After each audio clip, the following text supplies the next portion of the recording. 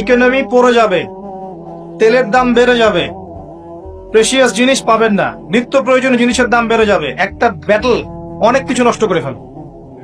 একটা যুদ্ধ বিশ্বের প্ল্যাটফর্ম চেঞ্জ করে ফেলতে পারে। সামনে একটা বড় ফাসাদ অপেক্ষা করছে, আল্লাহ ভালো জানেন। একটা বড় মালহামা হবে পৃথিবীতে, মহাযুদ্ধ।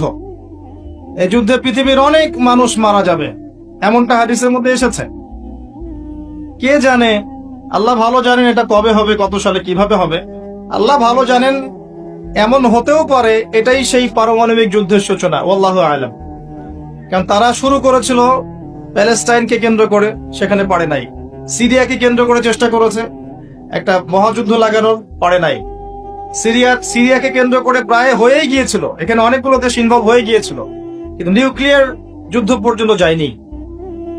কিছু মানুষ চাচ্ছে, একটা সভ্যতা চাচ্ছে যে পৃথিবীতে একটা মহাযুদ্ধ ঘটুক, এর ফলে পৃথিবীর ম্যাক্সিমাম মানুষ যেন মারা যায়, পরাশক্তিগুলো দমন হয়ে যায়, সে নতুন করে রাইজ করবে, সেই অপেক্ষায় বসে আছে।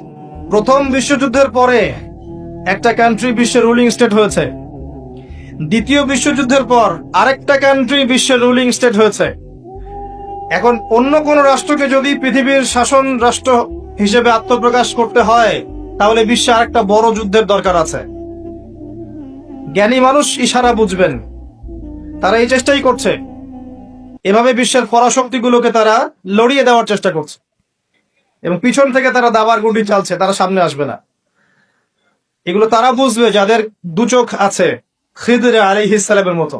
তারা বুঝবে না, লাহুম কুলুবুন লা ইয়াফকাহুনা বিহা ওয়া লাহুম আযানুন লা ইয়াসমাউনা বিহা ওয়া লাহুম আ'য়ুনুন লা ইউবসিরুনা বিহা উলাইকা কাল আনআম বাল হুম আদাল। এই শ্রেণীর মানুষ এগুলো বুঝবে না। তো পৃথিবীর প্রতিটা ক্ষেত্রে ফাসাদ মানুষ সৃষ্টি করেছে, আর মানুষের জন্য এই পৃথিবীর ক্ষতি অপেক্ষা করছে, পরকালীন ক্ষতি অপেক্ষা করছে। মানুষ বুঝতে পারছে না যে এর ফলে কি হতে পারে। মেডিসিন বন্ধ হয়ে যেতে পারে, পরিবেশের মধ্যে অক্সিজেনের লেভেল কমে যাবে, ফ্রেশ বাতাস পাবে না মানুষ, ফ্রেশ খাবার পাবে না, ইকোনমি পড়ে যাবে, তেলের দাম বেড়ে যাবে, প্রেশিয়াস জিনিস পাবেন না, নিত্য প্রয়োজনীয় জিনিসের দাম বেড়ে যাবে। একটা ব্যাটল অনেক কিছু নষ্ট করে ফেলে। একটা যুদ্ধ বিশ্বের প্ল্যাটফর্ম চেঞ্জ করে ফেলতে পারে। আর যদি সেটা কোনো নিউক্লিয়ার যুদ্ধ হয়, তাহলে তো কথাই নাই, যেখানে বোম একটা পড়বে, শেষ, ম্যাসাকার। আর এখনকার নিউক্লিয়ার ওয়েপেন্স গুলো ওই জাপানের হিরোশিমা নাগাসাকির মতো নয়, এখনকার গুলো আরো অনেক শক্তিশালী। একটা বোমা একটা রাষ্ট্রকে উড়িয়ে দেওয়ার জন্য যথেষ্ট। মানুষ কঙ্কাল ছাই হয়ে যাবে, কিচ্ছু করতে পারবে না। আর যেসব রাষ্ট্রের